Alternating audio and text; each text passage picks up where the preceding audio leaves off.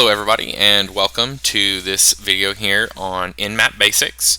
This is going to be part of a video series in which we cover basic enumeration with several different programs and platforms, all kind of geared towards entry level. Eventually we'll have a more advanced section, but the idea here is just to get folks familiar with some of these basic enumeration tools, some of the common commands, and some methodologies to use with them. So the first one we're going to talk about is NMAP. And for those of you who don't know how NMAP works, just kind of a real brief behind the scenes, under the hood type view of what NMAP does. So NMAP, in essence, at the base level, is a port scanner. And so we're going to utilize NMAP during an assessment to review host and do some enumeration on them. Basically, we're going to find out some information such as what ports do they have open. We can also do some versioning, OS detection, and some different scripts that we can run to gain more information about our potential targets. This can be done against single host, this can be done against a list of hosts, or an entire network range. So we're going to go over some of those key and basic commands to make this work today.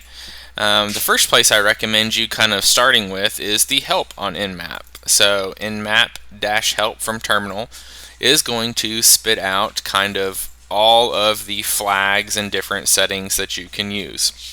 So if you're ever wondering, what else can I do with NMAP, or what are some of the other flags you can try out, that is how you can take a look. So we're going to go ahead and just start with the most basic NMAP scan there is. I'm going to run a NMAP, and I'm going to just run it against my local a local box here at my house. And if I could type NMAP 192.8.3, and I'm going to go ahead and fire that off. Okay, what's going to happen is with a very basic NMAP scan, there is going to be a scan that takes place against, by default, the top 1000 TCP ports. Okay, these scans like this are typically very fast.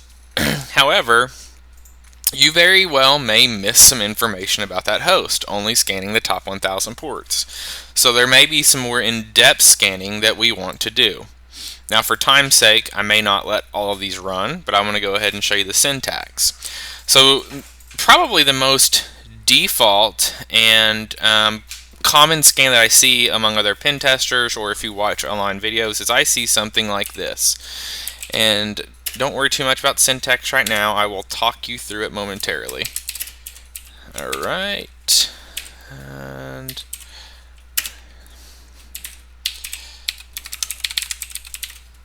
okay. So this is a common line I see a lot. So NMAP is how it's always going to start. -SV.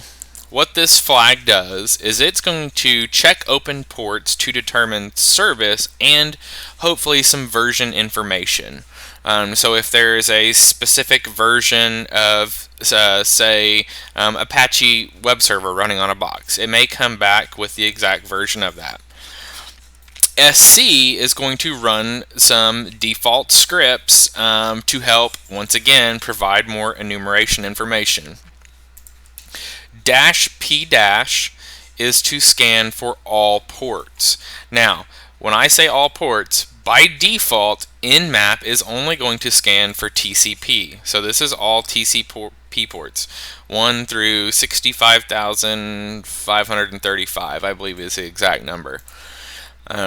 Do not forget about UDP.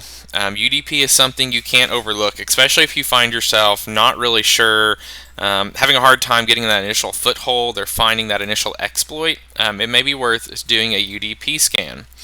So let's talk about how you can go ahead and do a UDP scan.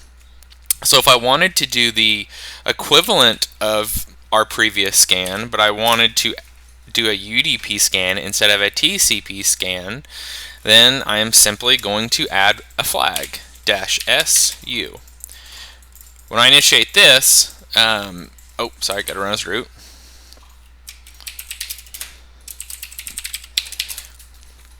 When I initiate this, this is going to run a UDP scan against all UDP ports because I have the -p dash. I'm going to go ahead and give you a word of caution right now. This is going to take a very, very, very long time. If I'm going to run a UDP scan, I'm typically not going to do this against all ports. I'm probably going to do the top 1000, which would be the default, or I'm going to do a specific list based on other enumeration potentially.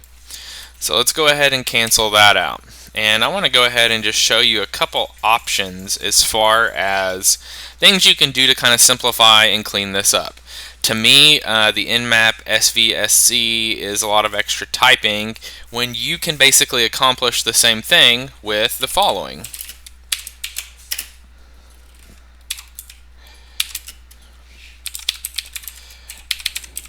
Okay, so in this example, we're doing NMAP and we're having a new flag I'm showing here. It's -A. And this, in essence, is a combination of the SC and SV. So -A is going to enable OS detection, version detection, it's going to run default scripts, and it's going to perform trace route. So you're going to get some additional network information as well. So it's just a way to clean up a little bit less syntax, a little less room for error on typing, because those are case sensitive, the flags. The next thing that's important to know, and a commonly used flag that I like to use, is the T flag. And so the T flag is simply a speed. It's how fast do we want to scan, and it's on a scale of 1 to 5, 1 being the slowest and 5 being the fastest. With that being said, it's important to kind of think about what are the benefits of the ranges of 1 to 5, and where's a good place to start. If you scan at a speed of 1, the scan will be more thorough. It's going to be less likely to miss items. The downfall, obviously, is it's going to take much longer. What is the downside of running at a 5 speed? Well, the downside is it may run so fast that you miss things.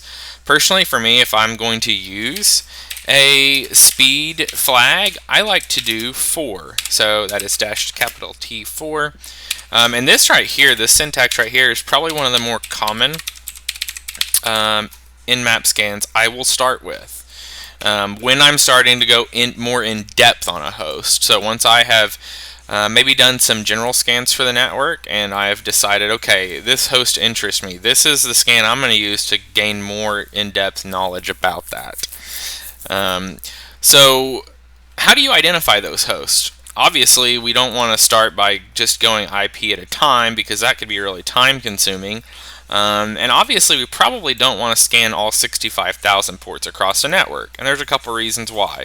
One, if you scan a /24 network, which has 254 hosts in it, potentially, and you're running scans against all ports, one, that's going to be really noisy on the network. It's going to create a lot of extra bandwidth, and honestly, depending on the type of network infrastructure, you could actually congest the network and cause network issues, which if you're doing a pen test, that's probably an unwanted desire of the company you're working with. The other thing is that's going to take a very long time. One thing you can do to kind of help get your initial lay of the land, or landscape, if you will, is one, you could do a default scan, which is the top 20 ports, or you could do something like just the top ports flag, // top -ports, and you can name 10, 20, whatever you want to name. So you can say, I want to look at the top 20 ports. Now this is not the top 20 ports in the sense of 1 through 20. This is going to be the top commonly found ports scanned by NMAP. So things like 80, 443, 445, and things for SMB, things of that nature. So you can identify a number, and that's a good way to do it. And important to note, if we're going to identify a network range in NMAP to scan, it's very similar syntax, but instead we're going to just put our network and with the CIDR notation. And I didn't put in a top ports. So whenever we run this scan, for example, we're running NMAP against the top 10 ports in the entire network of 192.168.119. What this helps provide us with is an idea of what hosts are on the network and what kind of top ports they have open. And as you can see, there's some results that came back right here. As you can see, they're not listed 1 through 10. These are just commonly found ports. Some of these are closed and filtered.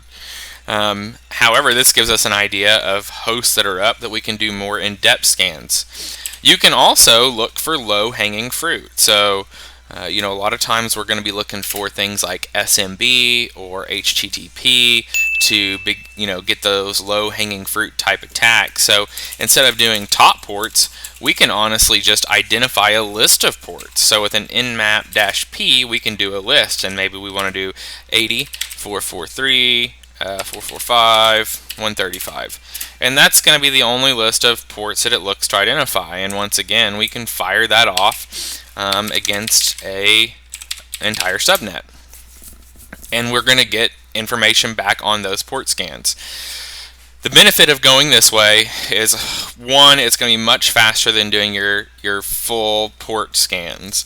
That's going to be very time consuming. This is a quick way for you to get into an environment, do a quick scan of top ports or ports that you want to target, and then at this point you've identified hosts, and now you can go more in depth and start firing off maybe a full port scan and start doing the -A or SC and SV to look at scripts and further enumeration. So these are kind of some of the NMAP basics, and hopefully you guys got something from that. If there's anything you would like to see in particular from NMAP, let me know, and I can definitely work to add some more content.